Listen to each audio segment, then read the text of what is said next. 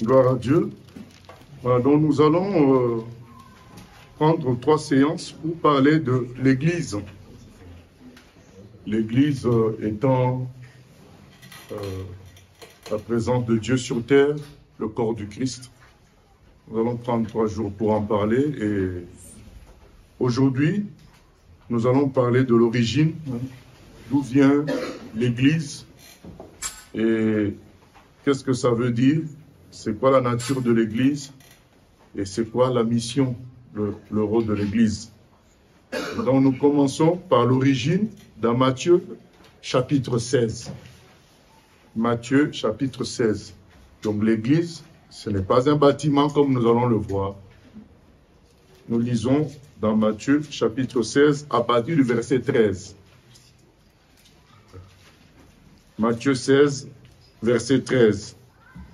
Jésus étant arrivé dans le territoire de Césarée de Philippe, demanda à ses disciples, « Qui dit-on que je suis, moi, le Fils de l'homme » Ils répondirent, « Les uns disent que tu es Jean-Baptiste, les autres, Élie, les autres, Jérémie ou l'un des prophètes.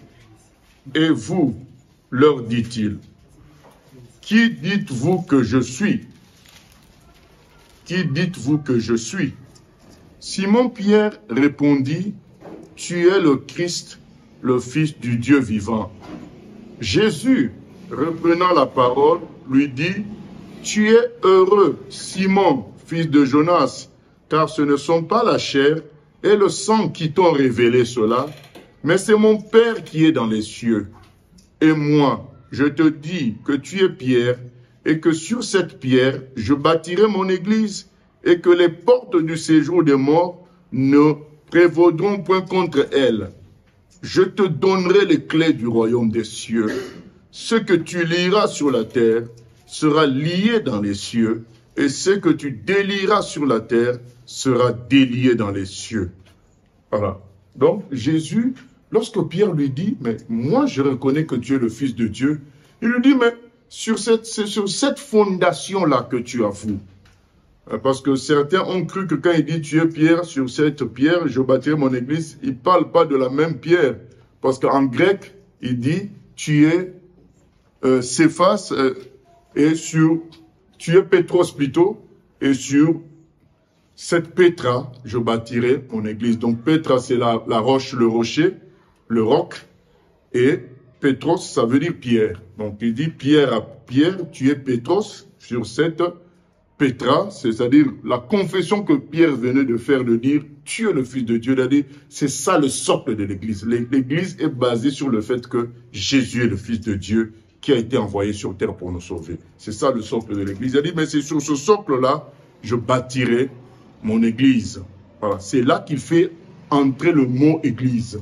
Donc, Église qui vient d'un mot grec qui dit ecclésia, qui veut dire assemblée, hein, hors de.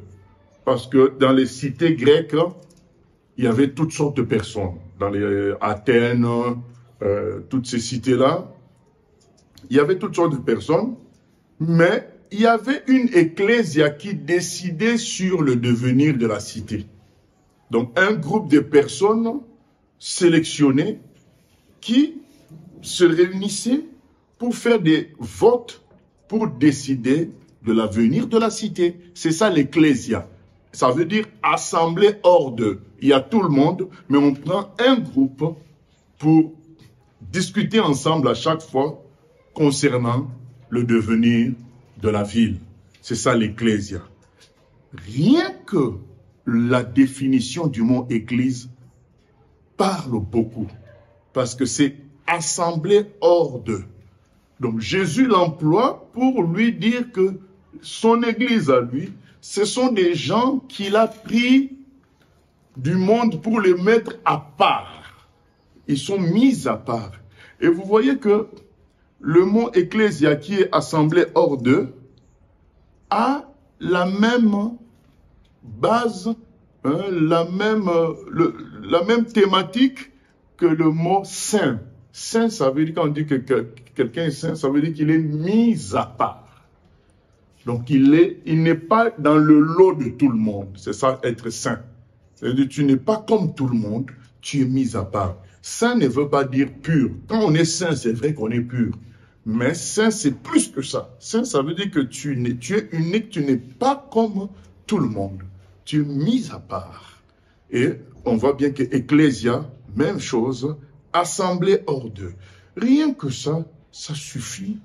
Si on connaît cette définition-là pour définir qui tu es chrétien et comment tu devrais vivre. Rien que ça, ça suffit, parce que c'est dit qu'on vous a pris dans le lot de tout le monde pour vous mettre à part. C'est clair que je ne veux plus vivre comme tout le monde. C'est clair que j'ai des droits, j'ai des devoirs que tout le monde n'a pas.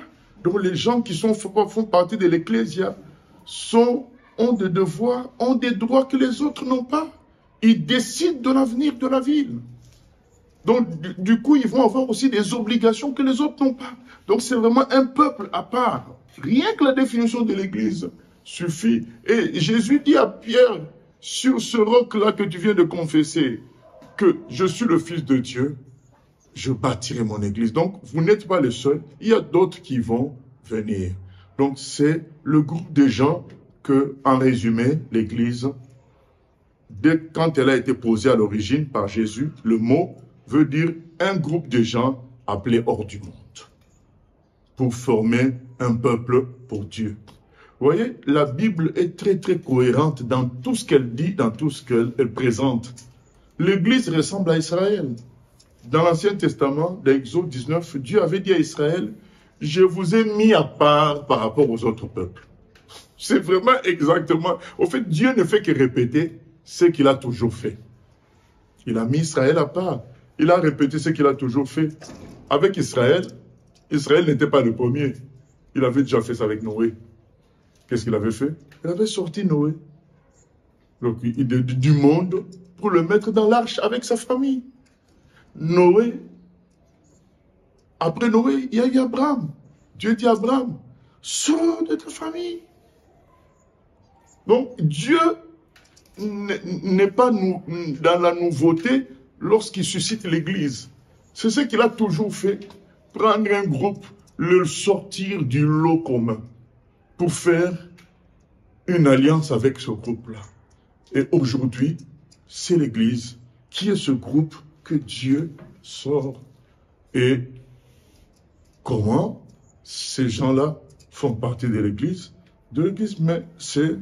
Nous allons le voir en étant sauvés par Jésus, c'est là qu'ils font partie de l'Église. Nous lisons dans Actes des Apôtres, chapitre 2.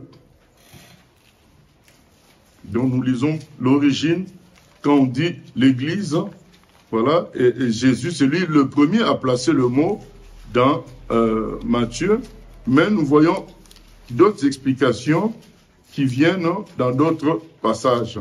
Donc ça nous permet de comprendre c'est quoi l'Église, quelle est sa nature et quelle est la mission de cette Église. Nous lisons à partir du verset 41. Acte 2, 41. Ceux qui acceptèrent sa parole furent baptisés. Et en ce jour-là, le nombre de disciples s'augmenta d'environ 3000 âmes. Ils persévéraient dans l'enseignement des apôtres, dans la communion fraternelle, dans la fraction du pain et dans les prières. La crainte s'emparait de chacun et il se faisait beaucoup de prodiges et de miracles par les apôtres. Tous ceux qui croyaient étaient dans le même lieu et ils avaient tout en commun. Ils vendaient leurs propriétés et leurs biens et ils en partageaient le produit entre tous selon les besoins de chacun. Ils étaient chaque jour tous ensemble assidus au temple. Et ils rompaient le pain dans les maisons et prenaient leur nourriture avec joie et simplicité de cœur, louant Dieu et trouvant grâce auprès de tout le peuple. Et le Seigneur ajoutait, à qui? Ajoutait chaque jour à l'Église ceux qui étaient sauvés. Donc, à partir de cette phrase, nous comprenons de ce que nous venons de lire, que l'Église est composée des gens qui sont sauvés.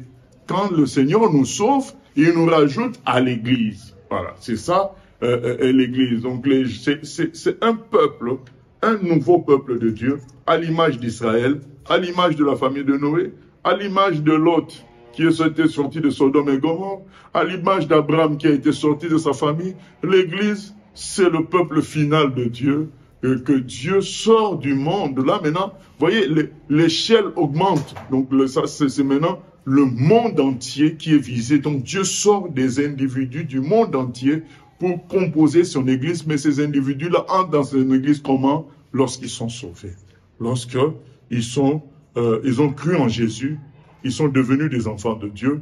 Notre thème, ce n'est pas parler de la nouvelle naissance ou d'enfants de Dieu, mais rapidement, nous en parlons pour dire comment on entre dans l'Église lorsqu'on devient enfant de Dieu. Donc, on a été mis à part. Rien que ça suffit. On comprend que là, nous avons affaire à du sérieux. Nous avons affaire à un peuple bien défini, clair, et sur lequel Dieu repose. Il dit dans Matthieu 16 qu'on a lu, les portes de l'enfer n'auront pas le dessus sur l'Église. Donc l'Église est un peuple pur, mis à part par Dieu, l'ensemble des sauvés. C'est ça l'Église du Seigneur. Et nous allons lire aussi dans, par exemple, 1 Pierre chapitre 2. 1 Pierre, pour qu'on lise, parce qu'on a dit on va parler de l'origine, de la nature de l'Église aujourd'hui et de sa mission. 1 Pierre 2, il dit au verset 5, on peut commencer au verset 4. Approchez-vous de lui, pierre vivante, rejetée par les hommes, mais choisie et précieuse devant Dieu. Il parle à qui? Il parle aux enfants de Dieu, il parle à l'Église. Il dit, approchez-vous de lui, vous êtes des pierres vivantes, rejetées par les hommes, mais choisies et précieuses devant Dieu. Nous l'avons dit au début, que l'Église, c'est l'ensemble des gens que Dieu a pris hors du monde. Donc ce n'est plus la même race que le monde. C'est vraiment, il les a sortis, c'est des sauvés. Et une des conséquences nous est donnée là, parce que c'est important de comprendre les choses, parce que beaucoup ne savent pas pourquoi ils sont parfois dans l'Église. C'est bien de faire ce rappel, de comprendre c'est quoi l'Église, et de choisir en âme conscience d'en faire partie ou pas. Alors là, c'est bien dit, rejeté par le monde. Il y a des gens chrétiens qui ne veulent pas être rejetés par le monde. Ils veulent être acceptés par le monde. Là, nous lisons bien, c'est dit que l'Église est formée de pierres vivantes rejetées par les hommes. Parce que quand tu es sauvé par Jésus, Jésus a dit, s'ils m'ont haï, ils vous haïront aussi. Donc nous prenons sa nature, nous devenons enfants de Dieu comme lui, et conséquence, rejeté par les hommes. Il est écrit au verset 4, mais choisie et précieuse pour Dieu. Attention, oui, rejeté par les hommes, mais l'Église est composée des gens qui sont précieux pour Dieu. Dieu les aime, c'est son peuple, ce sont ses enfants, c'est sa famille, voilà. Quand tu as des enfants, donc c'est ta famille. Pour faire partie de l'Église, il faut être sauvé. Sauvé, ça veut dire quoi? Devenir enfant de Dieu, naître de nouveau. Donc, on fait partie de la famille de Dieu. Ça nous fait comprendre en même temps que l'Église est une famille. Et nous avons lu ensemble dans Actes 2, 41, 47, qu'on a lu, qu'on a vu comment ils mangeaient ensemble, ils faisaient les choses ensemble, parce que c'est une famille. Eux, les gens du début, ils avaient compris les choses. J'ai souvent l'habitude de dire que nous, les humains, quand nous fabriquons les choses, elles se perfectionnent avec le temps. Par exemple, les voitures d'aujourd'hui, elles sont perfectionnées par rapport aux voitures d'autrefois. Mais Dieu, lui, quand il fabrique, c'est le départ qui est parfait. C'est dès qu'il fabrique que c'est parfait, et c'est l'homme qui vient détériorer. Donc Dieu, quand il commence l'Église, l'Église, elle est parfaite.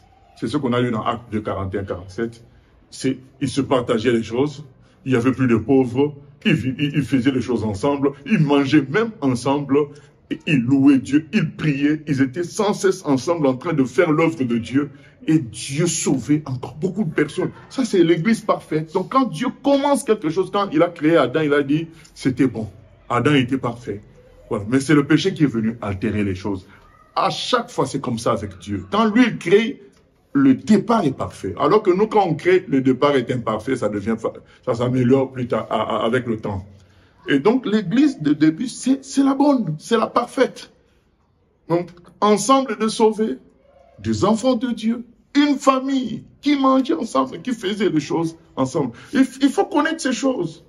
Certains, pour eux, l'église, c'est comme une association, un club où on vient et on fait certaines choses ensemble, mais chacun a sa vie. Non.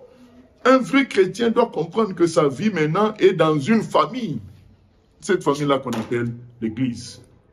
Et nous lisons le verset 5. Et vous-même comme des pierres vivantes. Pierre dit que nous sommes des pierres vivantes.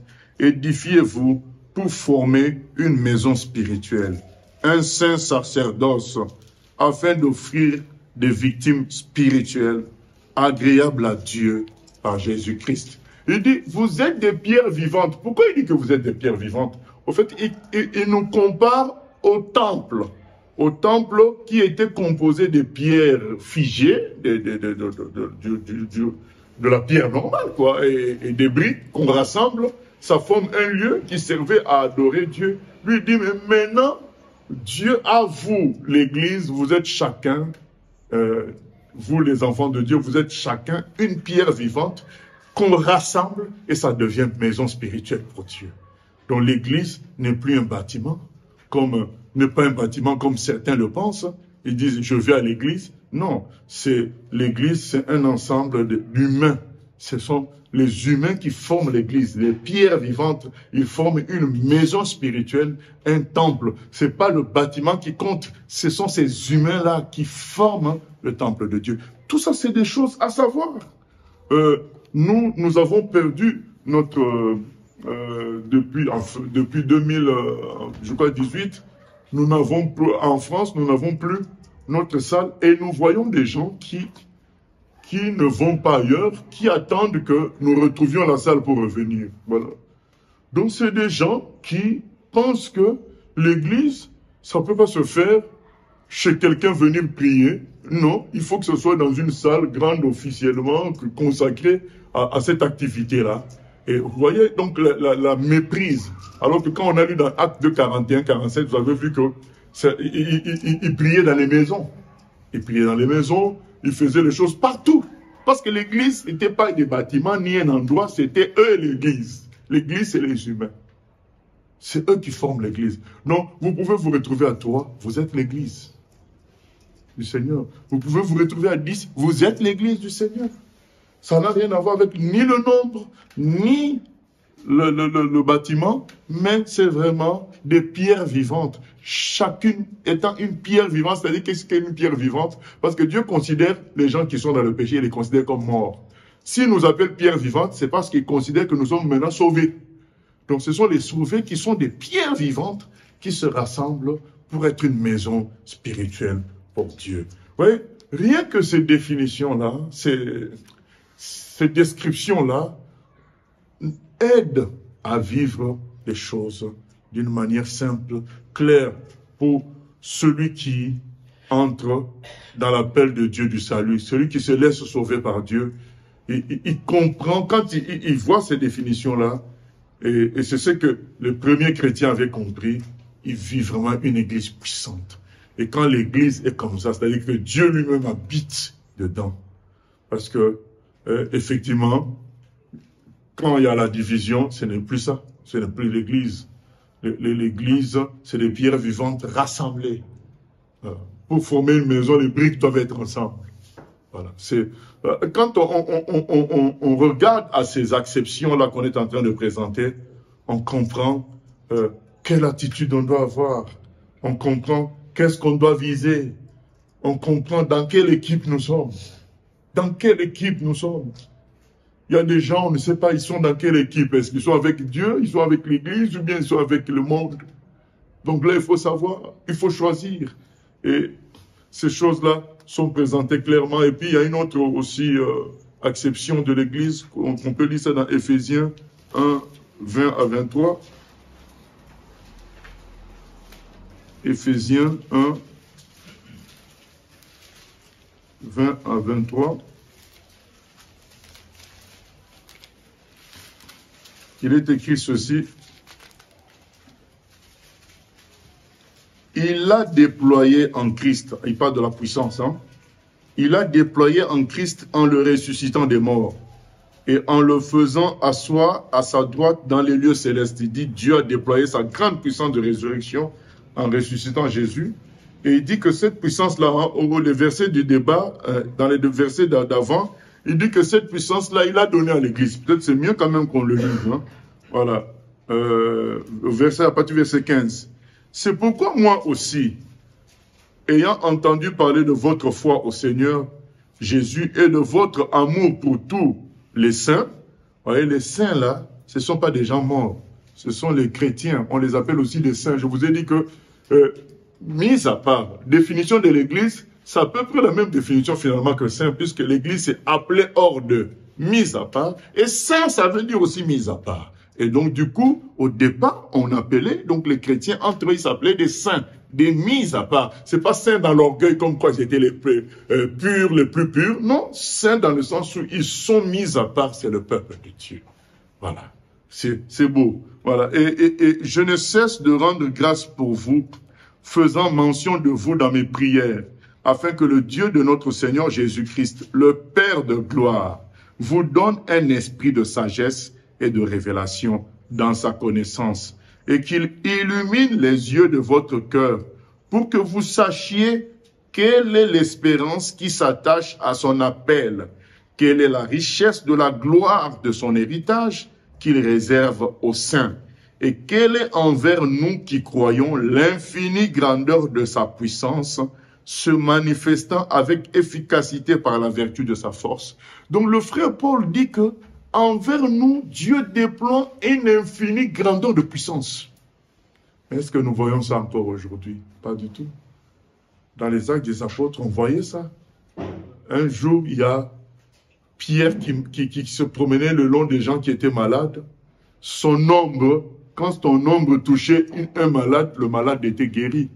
L'apôtre Paul, un jour, il est passé dans une contrée, il a fait l'œuvre de Dieu, et quand il est reparti, il avait laissé certains vêtements sur place. Eh bien, les gens ont pris ces vêtements-là, ils ont mis sur les malades étaient guéris. C'est ce que Paul dit, que Dieu a déployé sur l'Église une infinie grandeur de puissance. Mais ce n'est pas le cas aujourd'hui. Aujourd'hui, les gens payent même des acteurs pour faire des faux témoignages de miracles, tellement il n'y en a pas. Donc, ils payent des gens qui vont dire « j'étais handicapé, il a prié pour moi, j'ai été guéri ». Et dernièrement, au Congo, un pasteur a fait un scandale. Il a, en complicité avec la maman d'un bébé, ils ont drogué le bébé de sorte qu'il soit comme mort et que, arrivé au cimetière, lui fasse semblant de prier pour sa résurrection et qu'il ressuscite. Sauf que, arrivé au cimetière, le bébé était réellement mort, puisqu'elle avait fait une overdose. Et la maman, voyant que son enfant ne se réveillait pas, elle a crié, elle a commencé à pleurer et elle a avoué leur complot. C'est pour vous dire que la gloire de Dieu n'est plus là. Un jour, l'apôtre Pierre était Paul en train de prêcher. Ils étaient dans une place surélevée et il y a un enfant qui suivait la prédication, mais il s'est endormi, mais il était au bord de la fenêtre et il est tombé, il est mort. L'apôtre Paul est descendu, il a prié pour lui, il est ressuscité. Vous voyez, il y avait la gloire de Dieu. C'est ce que Paul dit, Dieu veut que l'Église soit glorieuse. C'est très bien de comprendre ces choses-là. L'origine, la nature de l'Église, c'est les enfants de Dieu. Mais pas des enfants comme ça simples. Ce n'est pas une philosophie. C'est des gens célestes, avec une nature glorieuse qu'ils reçoivent. Donc une infinie puissance qu'ils reçoivent. C'est écrit, c'est pas moi. c'est peut-être parce qu'on n'est plus habitué à vivre ça qu'on a oublié, mais on est obligé de rappeler pour créer la soif en nous tous de revenir à ça, de revivre ça, parce que c'est ça notre définition. C'est ça notre appel. Il dit, mais vous êtes destinés à une grande puissance. Verset 19, et quelle est envers nous qui croyons l'infinie grandeur de sa puissance, se manifestant avec efficacité par la vertu de sa force. Il a déployé en Christ cette puissance-là, en le ressuscitant des morts. Il dit, cette puissance-là a été visible lorsque Jésus-Christ est ressuscité, et en le faisant asseoir à sa droite dans les lieux célestes, au-dessus de toute domination, de toute autorité, de toute puissance, de toute dignité et de tout nom qui se peut nommer, non seulement dans le siècle présent, mais encore dans le siècle à venir. Donc, il a donné à Jésus l'autorité au-dessus de tout. Maintenant, on nous dit que, écoutons la suite, et il a tout mis sous ses pieds et il a donné pour chef suprême à l'Église. L'Église a pour chef Jésus-Christ. Bien aimé, tel qu'on décrit Jésus là, maintenant c'est lui notre capitaine. Ça veut dire nous sommes dans quelle équipe? Nous sommes dans une équipe glorieuse. C'est ce que ça veut dire. Qui est son corps? Là maintenant on voit une autre acception de l'Église, c'est le corps de Jésus. La plénitude de celui qui remplit tout en tous. Donc Jésus est le chef suprême, il est la tête d'un corps qu'on appelle l'Église. Il faut qu'on se rappelle tout ça, c'est très important. Jésus est le chef suprême de l'Église, nous sommes son corps, il est la tête. Ce n'est pas un pasteur, ce n'est pas un mouvement. Quand vous lisez des choses comme ça, et que vous entendez qu'un mouvement fait comme si il n'y a que eux qui sont de l'Église de Dieu, vous savez qu'ils sont dans le faux. Puisque ce que nous lisons nous dit que c'est Jésus qui est le chef suprême. C'est Jésus qui dirige, c'est Jésus qui peut qualifier que quelqu'un est de lui ou pas. Ce n'est pas quelqu'un d'autre. C'est Jésus-Christ. C'est lui le chef suprême de l'Église. Et l'Église est son corps. Ça montre quelle dignité, dans quelle dignité Dieu nous a placés. Nous sommes le corps du Christ. Voilà ces quelques acceptions de l'Église. Premièrement,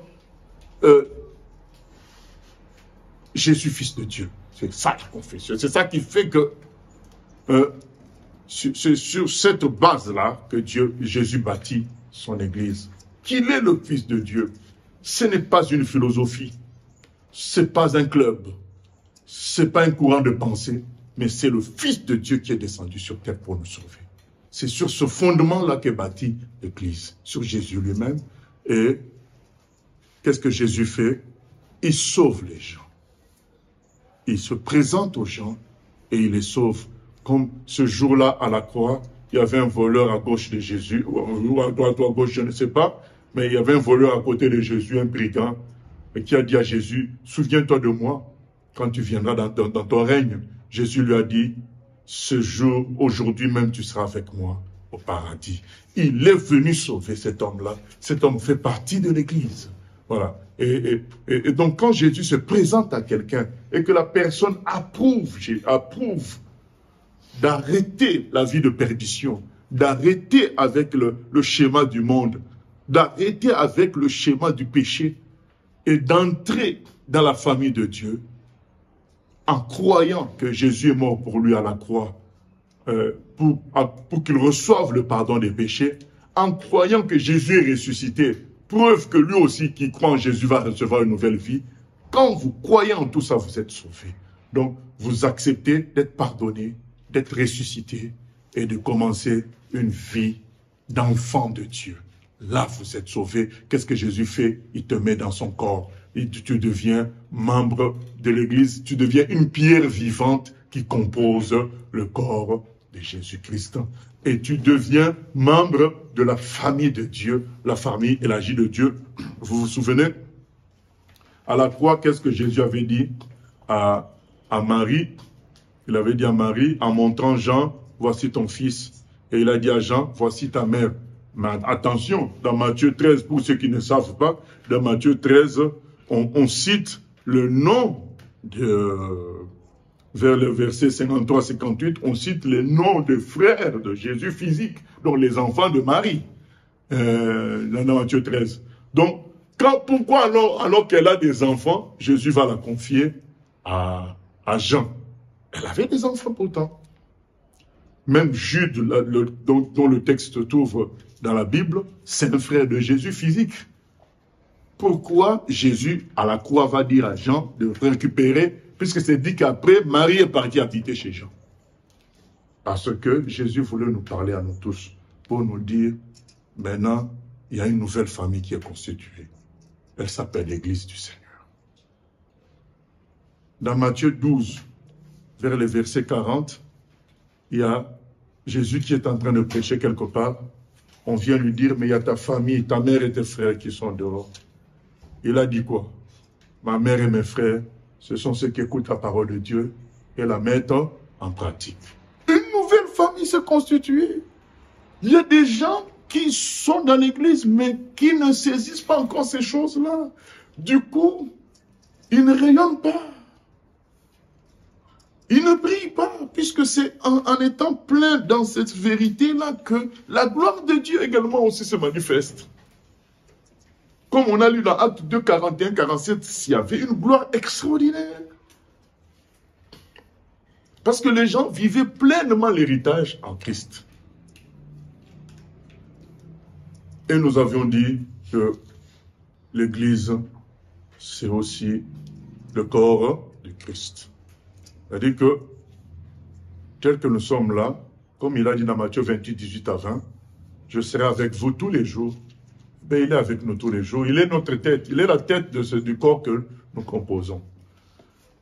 D'où, bien-aimé, est-ce qu'un enfant de Dieu doit s'inquiéter par rapport à l'Église? Non. Il peut être triste de ce qu'il peut voir, mais il doit se mettre en tête que l'Église finira glorieuse. Parce que l'Église a un chef, a une tête, c'est Jésus, et lui ne perd jamais de combat. Souvenez-vous dans Matthieu 16, quand il inaugure l'Église, il dit quoi? Il dit, tu es Pierre, et sur ce roc, je bâtirai mon Église. Il ne dit pas que c'est un pasteur qui bâtira son Église. Il dit, je. Donc, même si c'est vrai, nous sommes déçus, nous sommes attristés, parce que nous voyons de ce qu'est l'Église visible aujourd'hui, nous ne perdons pas courage, parce que nous savons que le capitaine est trop fort. Il a plus d'un tour dans son sac, il prépare une surprise.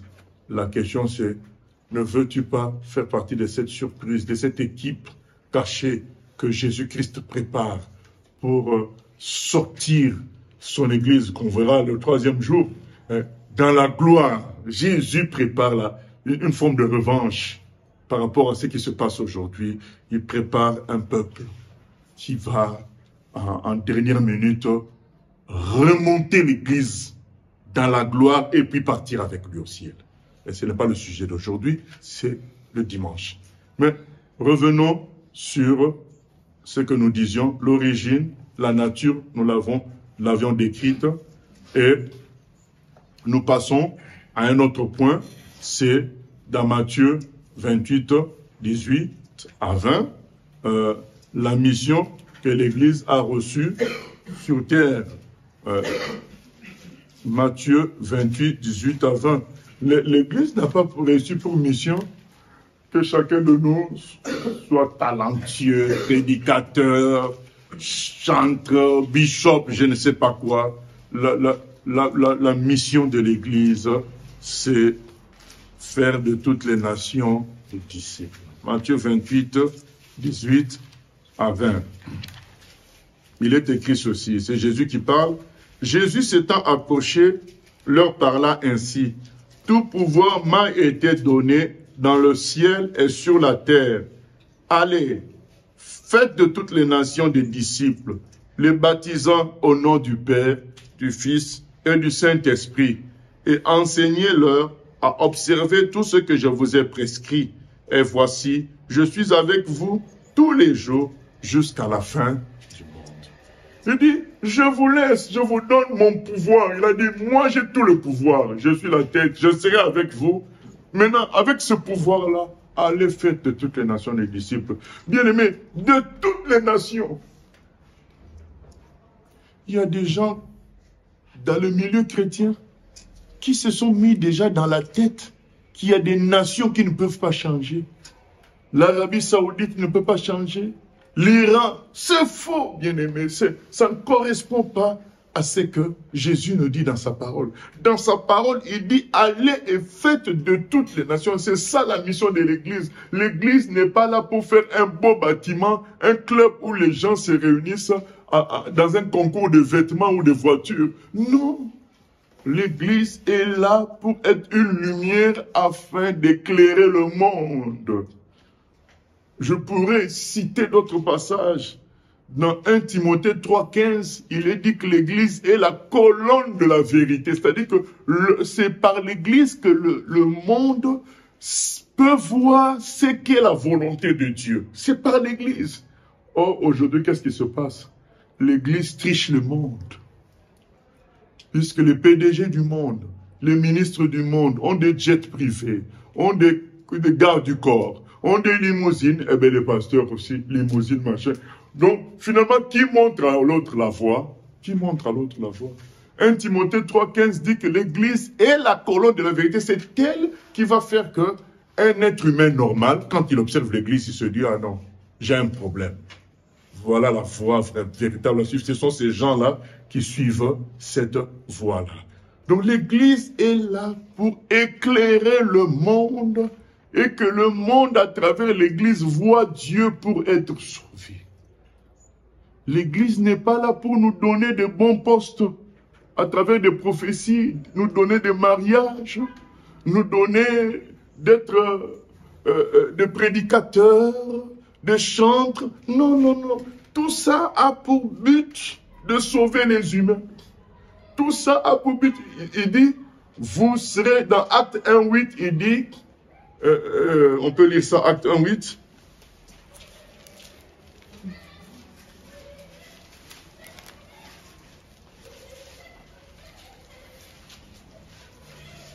Il dit, mais vous recevrez une puissance, le Saint-Esprit survenant sur vous, et vous serez mes témoins à Jérusalem, dans toute la Judée, dans la Samarie, et jusqu'aux extrémités de la terre.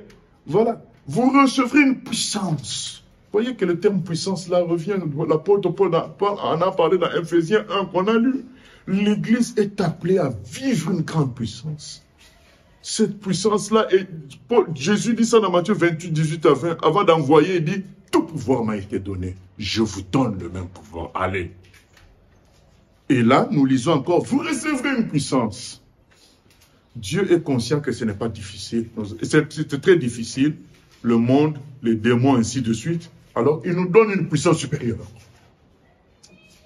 Dans Romains 1,7, l'apôtre Paul dit, Dieu nous a donné l'apostolat, pour amener à l'obéissance de la foi, les païens. C'est-à-dire quelqu'un aujourd'hui peut être en train de critiquer Dieu, de blasphémer contre Dieu par la prière et la prédication. 6 mois plus tard, il devient chrétien. Comme Paul. Paul, il emprisonnait les enfants de Dieu. Il les frappait. Mais comme ces gens-là continuent à prier leur Dieu, ils étaient déterminés à être des lumières, c'est Paul qui a été touché, qui est devenu un chrétien spécial pour Dieu. C'est ça, bien-aimé.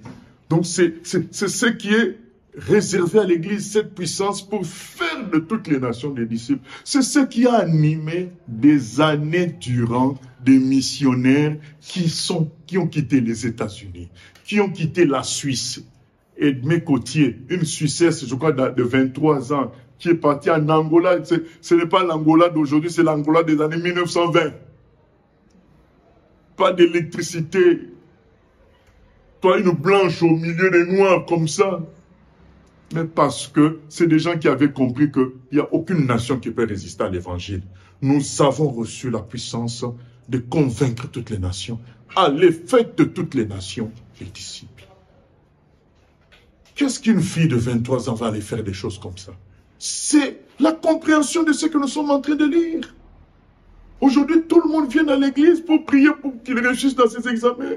Pour qu'il ait le bon poste, pour qu'il se marie, pour chanter et se faire applaudir, pour prêcher et après la prédication, il demande aux gens qui sont, c'était comment? Attends, mais toi tu as prêché, laisse les gens tranquilles. Non. L'église est là pour être une lumière, une gloire qui fasse que les gens voient Dieu et s'approchent de lui. Et pour être sauvés par Jésus son Fils. C'est ça la mission de l'église. L'origine, c'est Jésus lui-même. L'origine, c'est des gens qui sont sauvés, qui sont bâtis sur la foi que Jésus est le Fils de Dieu.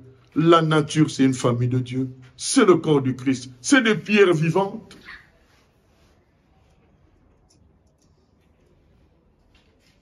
Dans le but final de sauver le reste de l'humanité. Donc Jésus est toujours sur terre, mais cette fois-ci, pas en lui-même tout seul, mais en nous. Lui étant la tête, nous étant le corps. Il bouge avec nous.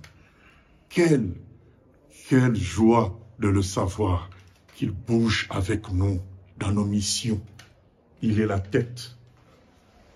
Mais le but, c'est quoi? C'est de sauver toute l'humanité. La vie des missionnaires d'autrefois, pour nous aujourd'hui, on dirait la personne a raté sa vie, puisque quelqu'un à 50 ans n'est pas encore marié, parce qu'il est en mission. Aujourd'hui, quand tu as 50 ans, tu n'es pas encore marié, c'est mal vu. Ah, il faut vraiment qu'il prie. Mais qui vous a dit qu'il faut obligatoirement se marier? Qui vous a dit qu'il faut obligatoirement avoir un grand diplôme? Tout ça, c'est bien quand c'est pour la gloire de Dieu. Mais quand c'est pour la réalisation humaine, c'est pas biblique. C'est pas biblique. Ce que Dieu veut, c'est qu'on fusionne avec Christ pour être des témoins sur terre, que les gens le voient. Soit que tu sois docteur, que tu sois infirmier, que tu sois ouvrier, que tu sois savant, mais que tu sois un témoin de Christ. C'est ça l'objectif. Mais si tu es tout le reste là et que tu n'es pas témoin, c'est là que tu as raté ta vie. Tu n'es pas une pierre vivante qui, rassemblée avec les autres pierres vivantes, produisent du fruit. Tu as raté ta vie. Bien aimé, l'évangélisation, le fait de planifier, de travailler pour le salut de l'humanité, c'est ça le moteur de l'Église, c'est ça la vie de l'Église. Et nous avons négligé tout ça. Aujourd'hui, nous faisons ce qu'on appelle quoi? Du racolage. C'est-à-dire, nous cherchons à recruter des gens pour notre assemblée, pour notre groupe. Ça, c'est pas l'évangélisation. L'évangélisation, c'est présenter Jésus. C'est Jésus qui lui-même va répartir les gens dans les groupes locaux. Il sait comment faire. Mais nous devons présenter Jésus aux gens. Être une lumière partout. Même parfois, tu n'as pas parlé, mais la personne a fait une enquête pour savoir qui tu es. Et ça le pousse maintenant à avoir envie de connaître Jésus à cause de toi, parce que tu as été témoin.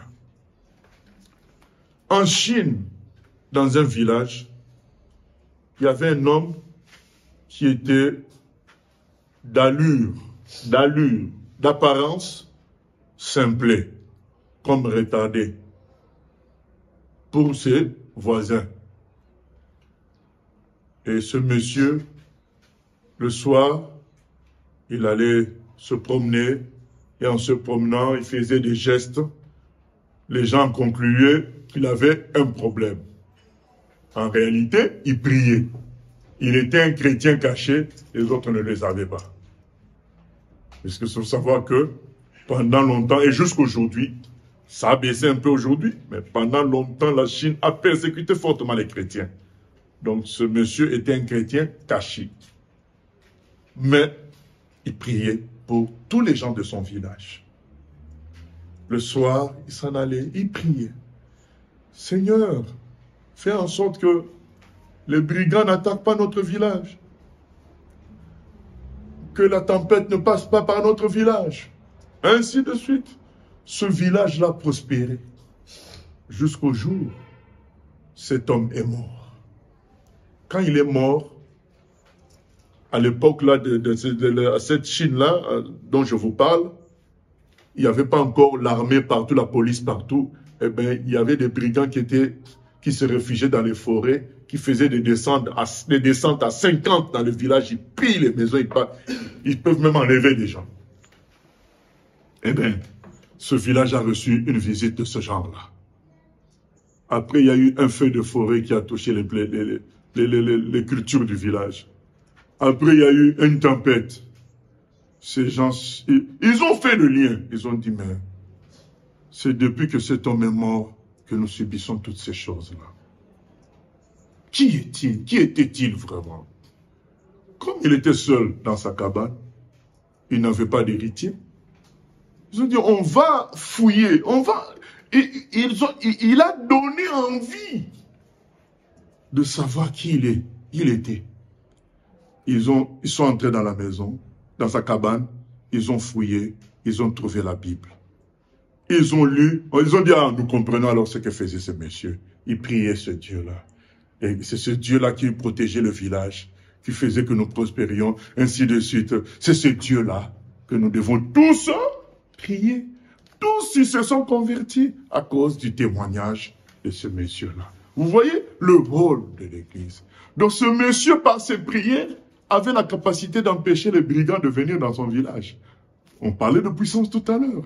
Par ses prières, il avait la capacité d'empêcher que la tempête touche son village.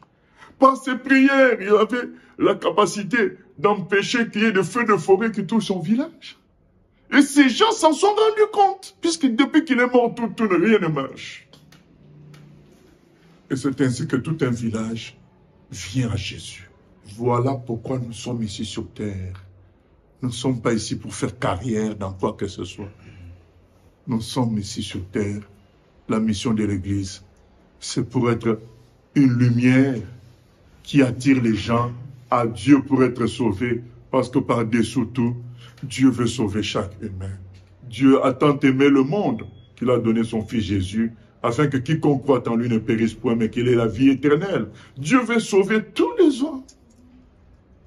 Il a mal de savoir que certains iront dans le feu éternel. Ça lui fait mal. Et l'Église est là pour éviter cela. Et aujourd'hui, que font les gens? Chacun son ambition personnelle, égoïste. Il faut revenir à la mission de Dieu.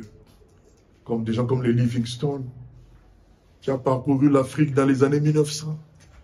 Les Charles Studd, dans la forêt équatoriale. Il y a des gens qui ont été, des chrétiens qui ont été mangés par les Indiens en Amazonie parce qu'ils sont partis évangéliser. Parce qu'ils avaient souci que Matthieu 28, 18 à 20 s'accomplisse. Ils voulaient jouer le rôle de l'Église, que tout le monde connaisse Dieu. C'est ça, bien-aimé.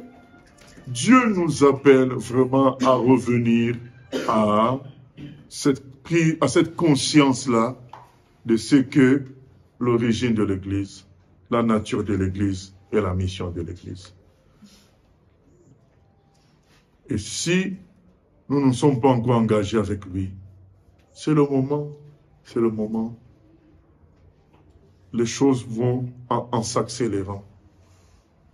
Nous avons bien lu que Jésus déployait une puissance infinie à l'Église. Une puissance qui peut te donner d'être plus fort qu'une boîte de nuit, plus fort que les relations physiques, plus fort que l'alcool. Choisis la vérité, choisis de vivre l'Église telle que Jésus lui-même l'a décrit, au nom de Jésus. Amen. Père éternel, nous venons prier que tu nous aides à choisir l'Église telle que nous l'avons lue dans ta parole, telle que toi, Jésus, toi-même, tu l'as décrit, telle que le frère Paul, le frère Pierre la décrivent, Seigneur. Nous voulons que tu nous réinstalles dans l'autorité des enfants de Dieu. Comme tu as dit, tu nous as donné le pouvoir d'ouvrir le ciel aux gens et de fermer également. Seigneur, nous venons prier pour que ce pouvoir se manifeste, où les gens pourront entrer au ciel à travers ton action, l'action de ton esprit dans ton Église, toi-même étant la tête, Jésus. Nous nous attendons à toi pour tout, et que ceux qui n'ont pas encore décidé fermement d'être de pierres vivantes, qu'ils le fassent ce soir, au nom de Jésus. Amen. Gloire à Dieu.